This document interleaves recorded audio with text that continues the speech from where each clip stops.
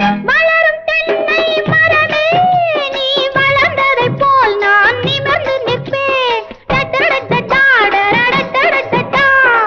வணங்கி வளையும் நாணல் நீ வளைவதை போல் தலை குனிவதில்லை. பார்க்கும் கண்கள் பணிய வேண்டும், பாவை உலகம் மதிக்க வேண்டும்.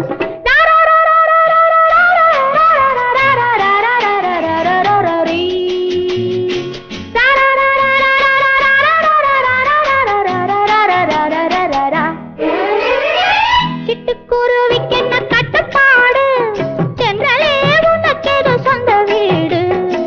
உலகம் முழுதும் பறந்து பறந்து ஊர்வ